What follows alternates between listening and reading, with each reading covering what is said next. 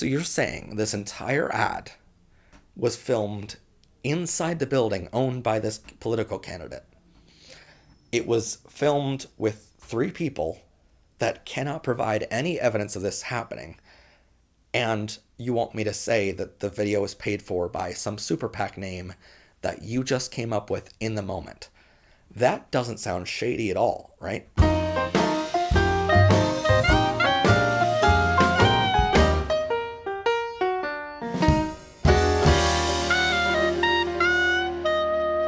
Welcome to the Professor Pride podcast. I'm, of course, your host, Professor Pride, and on today's episode, we're talking about the show after the show, and this week's episode of Powered by Rainbows was all about how entities like individuals, governments, and companies and organizations use 6 different ways to pull the wool over your eyes, and things like false consensus effect, where basically you are in this echo chamber so long on the internet that you think everyone feels the same way you do about this issue, and then you're suddenly shocked when other people don't have the same opinion.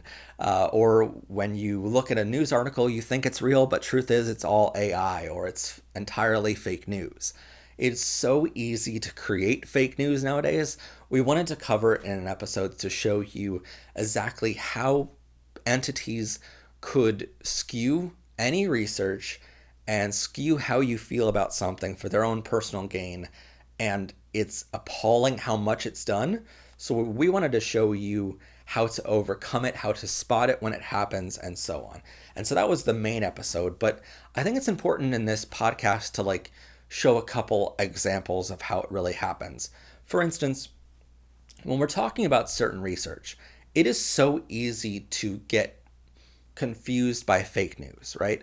So let's say an issue a lot of people care about are transgender people using the restroom. And a big case happened, I think it was last year, where Syracuse, New York, there was this elementary school, and they were accused of having kitty litter boxes in their restroom. And a lot of people were outraged over this. It went viral in conservative media, where they were saying, how dare this school have kitty litter boxes in their restroom, all because one student identified as a furry. First off, there's nothing wrong with with being a part of the furry fandom, but you don't identify. That's not the same as being a transgender. It's not like, you're all of a sudden a cat one day, right? But they were trying to compare it to that, so it scared their conservative viewership into, well, that's what trans people want, right? And it's like, no, my God, you're so far off from any reality. But it was their echo chamber, remember. It's what their audience wanted to hear. They wanted confirmation bias of, wow, this is happening. First off, they wanted to hear about it happening. They wanted to hear about how crazy it is. The crazier the story, the better for them, right? And in their echo chamber, this was believable. So much that the school started to get bomb threats and death threats like crazy of how dare you have kitty litter boxes in. And the school eventually had to respond and say, look, we'll invite news reporters into our school.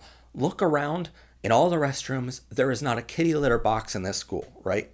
Finally, it convinced some people that it wasn't happening, but it didn't convince a majority of the conservative side that this was not ever happening. All of that was found to be a fucking tweet from the known hate group Libs of TikTok. And Libs of TikTok is considered a hate group. She herself has called herself a terrorist in the United States. So that should put things into perspective for you. If someone is so proud of being a terrorist that they call themselves that, there are known hate groups to the FBI and to ACLU and a bunch of different law firms like Southern Poverty Law Center considers them a hate group, so on and so forth. They tweeted out how this school in Syracuse, New York was having kitty litter boxes, and everyone believed it. There was no facts, there was no evidence to prove this was real.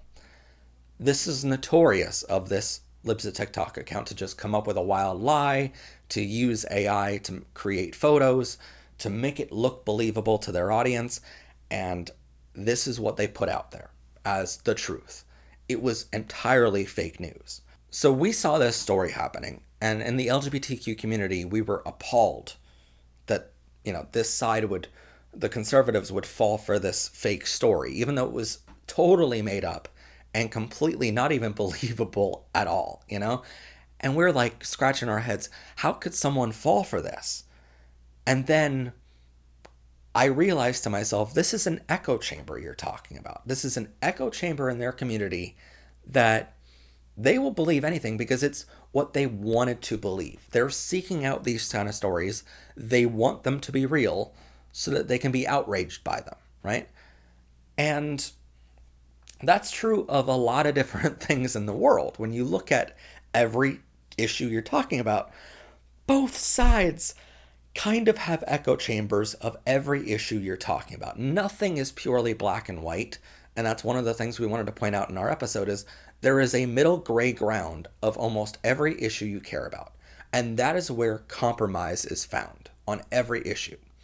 You're never going to convince people on side A to come over to side B if you don't compromise and say there's ground between those two and let's compromise in the middle here and let's talk about things fairly, right? When you have these echo chambers on each side, you're never going to, be able to convince someone to get out of their echo chamber if you're not willing to get out of your echo chamber on this side and come in the middle, right?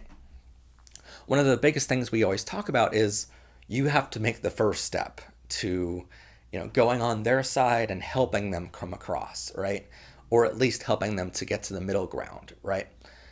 And that's one of the biggest things I wanted to convey in the episode, because that's something I learned back in high school. Back in my days in school, I used to be on the debate team, and it might not surprise some of you to know that information, but I was on the debate club, and one of the biggest things we learned is how to debate for the other side. So our advisor would ask us, look, here's an issue, no matter what it was, right? So there's side A and side B. How do you personally feel about this issue at the moment? And I would say, oh, well, I'm on the side of A, obviously, and I believe strongly that A is right on this. So she would say, okay, well, next week when we come into our club and debate this, because you had a week to research the topic, right, and be prepared for the argument, she would say, okay, Matt, you're going to go debate on behalf of side B. You're going to advocate for side B and try to dispel anything from side A. And it was always fascinating to me because at first I didn't understand it, but now in my older years, I started to understand that was for a purpose, because all week long I'm finding information that helped B's cause. And I'm finding, wow, they actually have some topics, they actually have some bullet points that I agree with, It's not so black and white as I thought before. And many times what ended up happening for a lot of our club members was they started off on one extreme or another, and they ended up saying, wow, I kind of agree that it should be somewhere in the middle. There is a compromise here, And that's something I always learned, is that there's always a middle ground on every issue, and each side kind of has a point, right? Like they have their bullet points, we have our bullet points. There's some middle ground there, And sort of when I started doing PBR and started researching topics around the world, because we're an international organization, I started watching political debates in many different countries. And one thing I noticed is nowadays it's not about getting your point across. That was the second thing I learned in debate club. We were always taught, look, come in to the debate club and present your evidence. Have an opening statement, when we ask a question, answer that question honestly on behalf of your side of that debate. And tell people who you are as a candidate, right? If you're doing a political debate, tell people who you are, how you feel about something. Nowadays, how many times do we watch a debate and it's The moderator will ask a question of, well, what do you feel about global warming? And immediately the first candidate will say, well, this other candidate does such and such. And it's like, no, I asked you how you feel about that topic. I didn't ask you what you felt the other side felt about this topic. I will ask them how they feel about that topic in just a moment. It's nowadays so much about fighting the other side of, the other person is worse than me. It's like, I'm not asking if the other person is worse than you. I'm asking how you are as a person, if someone should vote for you, not if someone should vote against the other candidate, right? That's something we see. I mean, the biggest example I can come up with is Trump and Biden in the United States, right? Where it's both sides are saying, look, the other guy's worse than I am. It's like, that's not a reason to vote for you at all. Like, in what realm does that mean I should vote for you just because I hate the other guy more? That's not how debates should work. Both sides have their echo chambers. And when you're going into a debate, you can see this, because before the debate ever starts, you have both sides on social media saying, I cannot wait to watch tonight's debate so that I can see my candidate completely trash and bully the other candidate. And it's like, that's not what a debate is supposed to be. You're not supposed to bully the other side. It's supposed to be, here I am as a candidate. And it's one thing that pisses me off about both sides of this, especially in the United States, where it's like both sides will go into a debate and just be so prepared and trained on how to bully the other candidate and try to get them to go crazy or something, because they're looking for that video clip. They're looking for that craziness that they can use in their advertising. They're looking for that little, soundbite that they can use tomorrow in their advertising. Not at all about, here I am, here's my case of why you should vote for me. That's gone from society. I think it's really important that we get back to that in debates, where it's, here I am, here's what I stand for. I don't care if you vote for me or the other person. And it's one of the things I admired about old time politics back when I was growing up, of, watching the debates between President Barack Obama and Senator John McCain, is John McCain actually came out and said, with a crazy question from an audience, and he stopped this woman in the audience. I got to ask you a question. I do not I can't trust Obama. I have read about him, and he's an Arab. He is not. No? No, ma'am. He's a decent family man, citizen that I just happen to have disagreements with on fundamental issues, and that's what this campaign is all about. He's not. Thank you. And it was truly that moment where I said, look, I'll vote for who I'm going to vote for, but I don't really care which side wins this in a majority vote, because there is that respect on both sides that I don't think a lot of debates nowadays have. It's nowadays, I hate you and I want my audience to hate you too. And I don't understand how we've gone so far away from that. Here I am as a person, and here's why you should vote for me. That used to be a debate question, by the way, back in the early days of debates publicly on TV. Was one of the main questions they used to ask was, what do you stand for as a candidate, and why should people vote for you? That used to be the final question of a lot of debates. And nowadays it's, what's your closing argument, and they'll get up there and be like, well, so-and-so is terrible. And it's like, this is your closing argument. This is your final plea to the public to vote for you. Why are you using it to trash the other candidate, And then immediately after any debate in the United States, you'll have all these political commentators on a big, huge TV set saying, well, I think this candidate won. Well, I think that candidate won. And it's like, you don't win a debate. There is no winning a debate, okay? That's not the way political debates are supposed to work. Winning a debate is come November on election day, or whatever the election day is in your country. That determines who won that political debate. Who convinced more people during that speech, during that debate, that they should vote for themselves rather than their opponent. That's determining who won that debate. Not 5 minutes afterwards, we're going to say XYZ candidate won.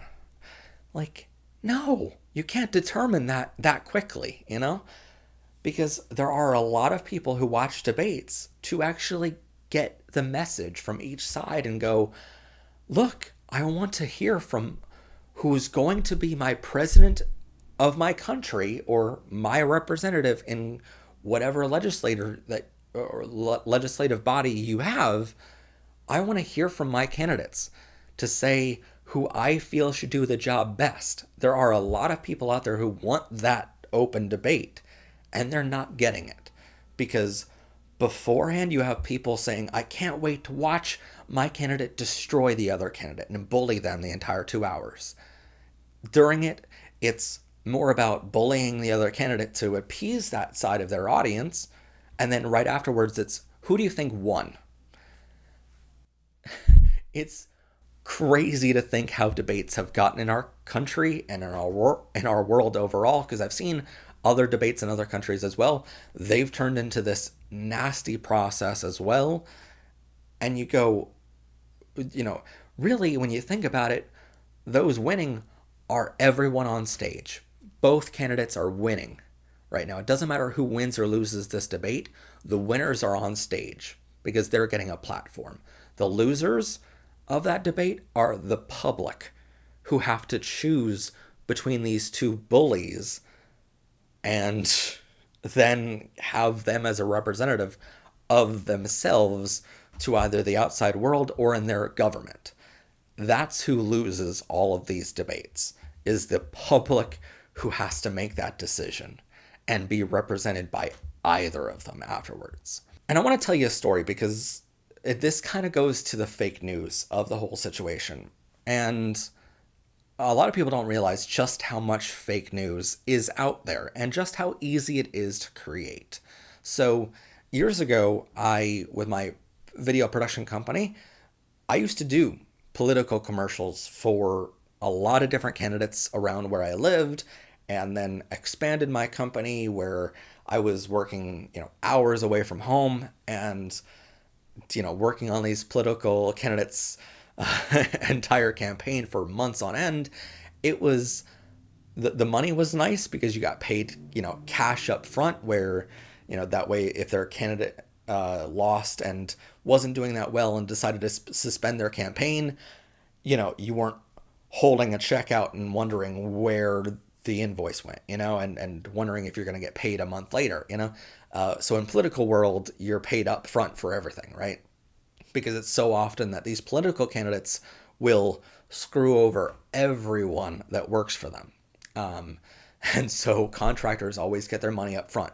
Whenever you're going to a venue and renting that venue gets paid up front in cash before the event starts. Because otherwise they know by the end of it, 2 weeks later, that candidate might suspend their campaign and they don't have the money to pay you. They go bankrupt with their campaign. So they don't have the money to give you.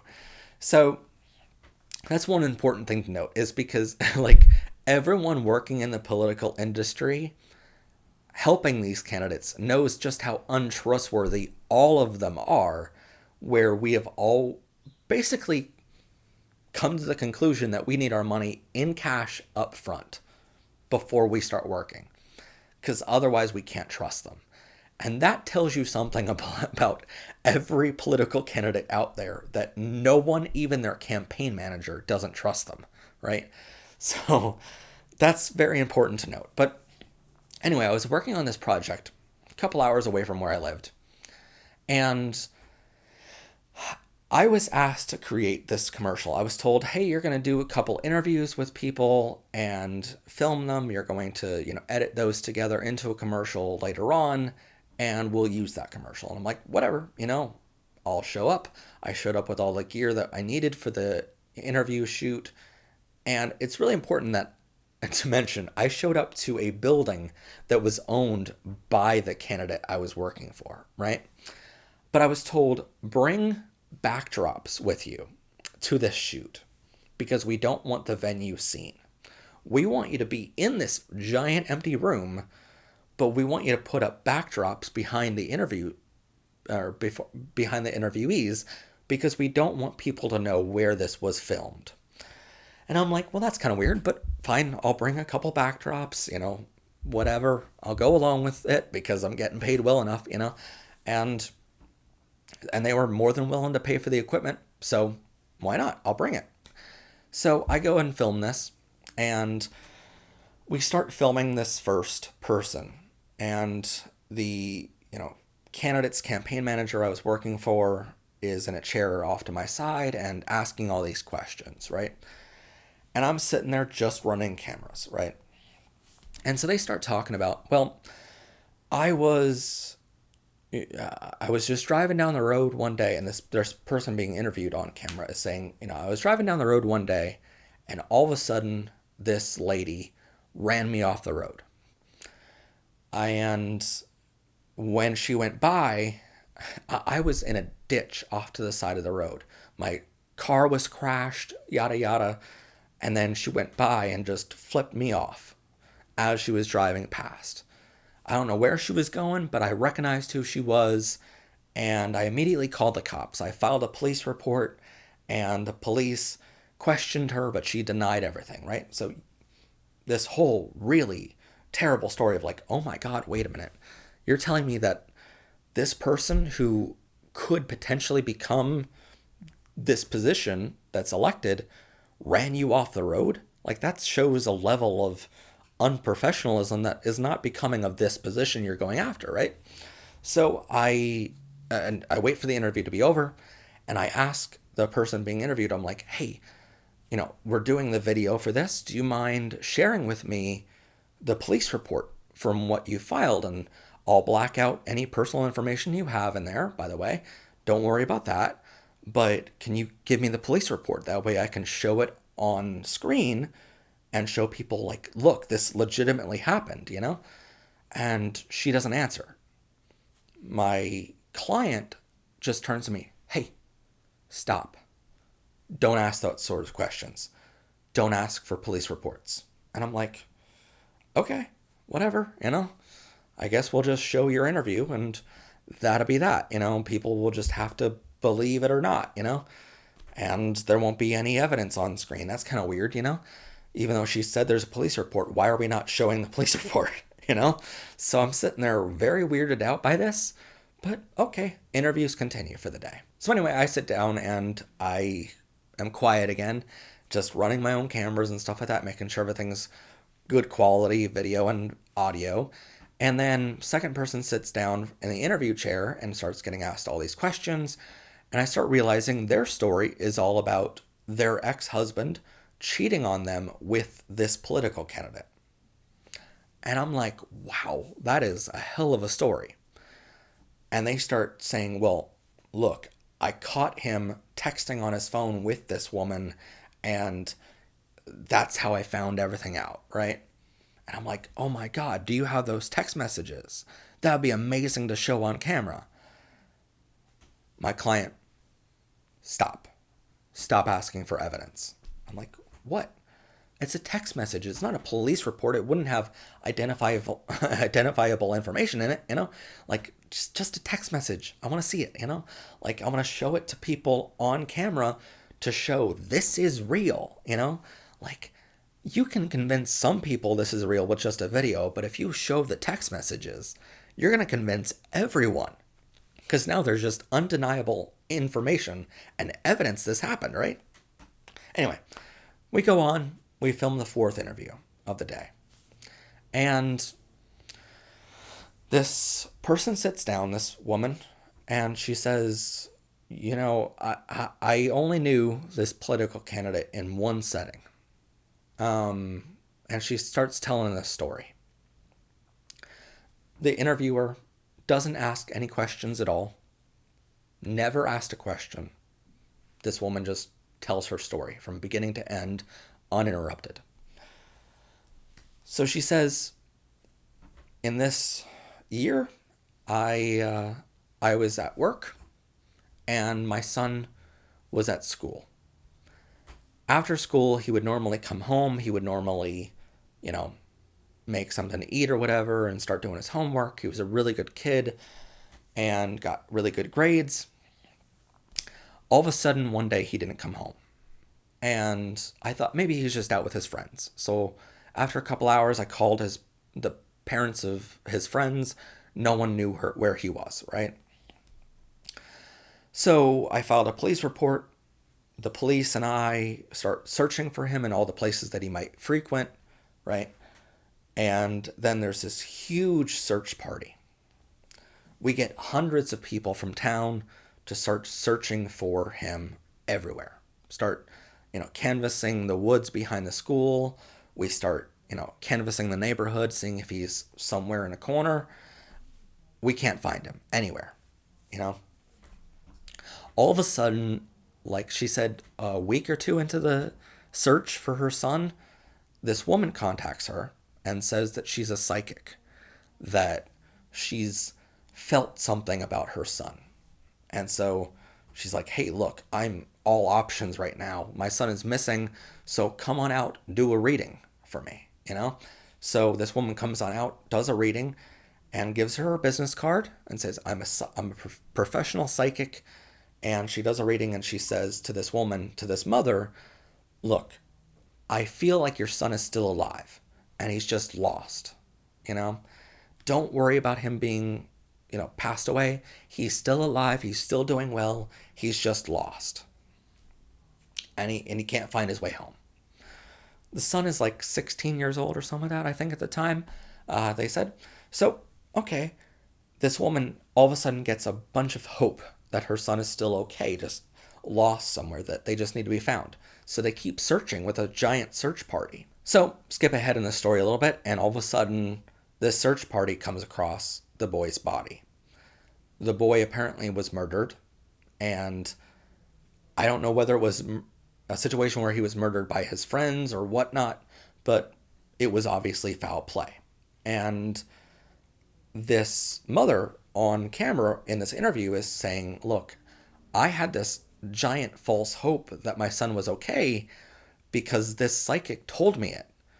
And she was claiming to be a professional psychic. And then to find out he died on the day he went missing from the coroner, that's heartbreaking to know that he was not okay from day one, And it was only because of this psychic I had this false hope. And I don't think that this woman is fit to run for office and be in a public elected office if they claim to be a professional psychic and got someone's hopes up like this. And I'm like, I'm tearing up behind the camera at this point. I'm like, oh my God, like that's horrifying that someone would do that, right? And I'm sitting there going, if I was a parent, that would just tear me in half, And so after the interview is over, I'm talking with this woman and I'm like, that was such, courage to share your story like that. I want to thank you for that. I'm just trying to be a good videographer at that point, right?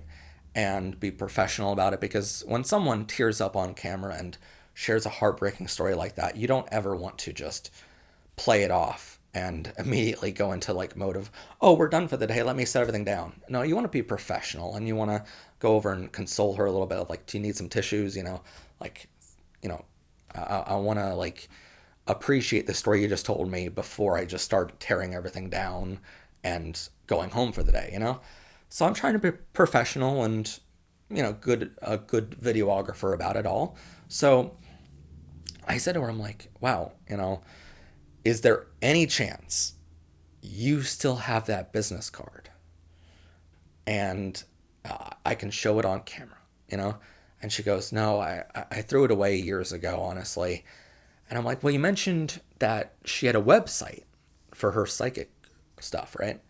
And it was listed on that business card. Do you remember what it was? Because I can probably go find it, And I can get a screenshot of her website before she takes it down And that way I can show that, and it would really go a long way to making this entire video just gut-wrenching for someone watching it going, oh my God, this is real, And she goes, I don't remember the website address, I'm sorry, but I'm sure it's on Google somewhere, So I'm like, okay, thank you, move on. So a couple days later, I'm starting to edit this video. And I say to myself, look, it'd be amazing if I can get this screenshot of the website before she takes it down. And so I search for hours on every platform I can find, because no matter what, even if you deleted the website, there would still be some trace of it somewhere out there. People always forget about the one page that they put their business on that they forgot about years ago that never got any leads for them, but they put it on there anyway to try to get some business, They forget about something. Yellow pages, they forget about plenty of different things online. There'd be some trace of this out there. If you deleted your Facebook page, there's still traces of it online, that you can find. If it was out there at all, I would have found it, right? In any of these searches. And so I'm getting a little concerned at this point. So I go, you know what? Fine. The website is deleted, and maybe that's the only place she had this information out there. So miraculously, her business is much different than anyone else's business ever was in the history of mankind. But fine, I'll give it to her. She deleted the website. Kudos to her for deleting everything, So I move on, and I'm like, okay, I want to see what this boy looks like. I got permission from the mother to show a picture of her son on camera, because I wanted to show the audience, this is the face of a boy that this psychic,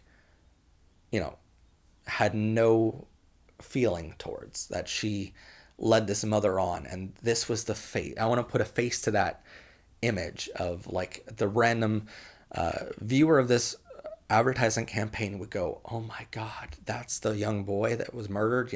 I want to put a face to it, because it makes it a whole lot more personal at that point, right? And so I got permission from the mother to do that. And I reached out to the local library and the Historical Society, because a lot of people don't know this. When you're in school, your school will actually share a copy of the yearbook every year with the local library, the public library. That way it's kept on record for all time, right? So years ago, I was working on a documentary about my uncle, Jeffrey Blake, and the whole reason I was able to get his photo in the documentary was because I reached out to the public library of the town he lived in at the time. And I said, look, I'm working on this project, and unfortunately, this is so far away, I can't travel there. Now, could you possibly go find the yearbook from that year, find his picture, and scan it and send it to me? That way I can use his picture in the documentary. I can see what he looked like, right? And this librarian is just like, oh my God, like, put it this way, local libraries are so helpful. They are so happy anytime they get asked a question, because so many people overlook them in the face of everything they ever want online on Google at any time, So they love when they get asked a question, and they love when they get one of these emails or phone calls of like, hey, I need your help. Local libraries are freaking incredible, okay?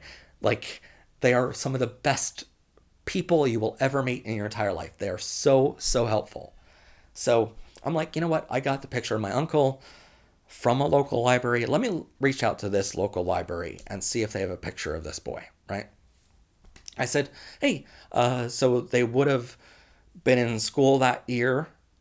Could you get a picture of him for me? I didn't mention what I was working on. I said I was working on some sort of local film project, and never said it was for a political campaign. But I said, can you find that for me? And they said, no problem. Give me a minute. I'll come right back to the phone. So a couple minutes go by, and they go, I looked in the yearbook you're talking about from that year. Are you sure it's that year? And I'm like, well, that's what she said in the video, So I'm like, I'm pretty sure. Well, I checked the year that you're talking about and the year prior and the year after, and I don't find any trace of this boy, at least by that name. Are you sure that's the correct name? I'm like, I'm pretty sure, because she spelled it for me. So I'm like, okay, there's no trace of this boy in school, which is kind of weird. Now, at the time, I'm working as a journalist for other projects and for Power Rainbows and stuff like that. I work at a local news station at the time, so I was like, look, I have the connections at these stations and these newspapers. I know who to talk to get information if I wanted it, right? So I reached out to the local paper and I say, look, can you look at reports from that sort of time frame that they said this was in? Can you find me any information on this case? And I say it was a 16-year-old was murdered. There was this huge search party of hundreds of people that went out and looked for the body, and looked for him to hopefully still be alive. Can you find anything for me? They come back with nothing. There was no trace of this murder. There was no trace of a search party, this boy going missing, nothing. There was no trace of it. And I'm like, that's a pretty big local news story. If it was happening, it was probably the talk of the town for like months afterwards. There was no way this local paper did not cover it if it happened, right? So I do the video without any evidence and I give it to them. They're all happy with it. Their campaign puts it out there because that is what I was legally hired to do. If I didn't deliver the video, I would be in breach of contract and I would be sued for a lot of money. I was only trying to make it better because it was like, these are such wild stories. There's a certain percentage that aren't going to believe it. And so if I provide any evidence to back up these claims, that percentage of the population would go, oh my God, these are real stories. We cannot vote for her. I was trying to make it better. Because look, in these interviews, they were saying, I have a police report, I have a business card, I have text messages from this woman. And I'm like, those are all tangible things that you can provide me right then and there in this interview, and I can show it on screen. Those are all tangible pieces of evidence that I can show. Why in the world would you say to me, a videographer, I have text messages, I have a police report, I have a business card, I know her website. Why would you say that on camera and then not give it to me? Why would you tell a story saying your son was murdered? And weirdly, after this ad goes out, I don't put my name on it anywhere. My company's name is nowhere on this video because that's my policy for any political work or commercial work, is my name is not on it. So that way, if any backlash happens, I'm not a part of it, right? Because I don't want to be blamed, and I'm not advocating these things are true ever, right? So I'm just being hired to do a video, and if I wasn't hired, they would find someone else to do it. And at the time, I really needed the money. So I'm like, look, I'll do the video, but my name's not going to be on it, and they were okay with that. As I'm finishing up the video, there's this candidate's campaign manager says to me, look, I don't know what to put on the video. Maybe just come up with so-and-so super PAC paid for. This video is brought to you by whatever super PAC. I'm like, oh, okay, so you have the LLC for that super PAC? And they go, no, I just made it up off the top of my head. I'm like, so you're saying this entire ad was filmed inside the building owned by this political candidate? It was filmed with 3 people that cannot provide any evidence of this happening, and you want me to say that the video was paid for by some super PAC name that you just came up with in the moment? That doesn't sound shady at all, right? So I go on and make the video, they put it out. I'm also friends with a lot of people in the area this ad was going out in, and I start realizing the comments on this video and this ad are not so nice, because no one at all knows who these 3 people are. And I'm like, I'm not from the area, so I don't know who they are either. I didn't know, who I was interviewing prior to getting there that day. But everyone goes, look, we can't find any of their names anywhere in that they've ever been a resident of the area. And I start realizing maybe I wasn't the only one there that day getting paid. Maybe these were, I'm just saying allegedly with all of this, maybe they could have been paid actors flown in from somewhere else, right? And I start realizing if no one in town knows anything about these stories, the local paper doesn't have it, the local school doesn't have any record of this person ever existing. If, no one knows who these 3 people that were interviewed are, there's a lot of red flags in this story. And there's a lot of holes in the boat, sure, right? So I'm realizing all of this, and I immediately start thinking, this is how easy it is to create fake news. You can say whatever you want, as wild and crazy as you want, as long as someone believes it and it causes them to vote for your candidate, they will say it. And that is how easy it was. In the end, the candidate I was working for did end up winning that election in a landslide. And unfortunately, it had a lot to do with the videos that I created. But in the end, they would have gotten someone else to do it anyway, and I really needed the money. So there's that plus. And I did my due diligence on the project to find every route I could, the evidence for it, and I couldn't find it. I'm not saying these situations never happened. I'm just saying I tried to find evidence for it, and I couldn't find the evidence from any route I went. So I cannot say definitively anything happened or didn't happen. All I'm saying is I tried to find it.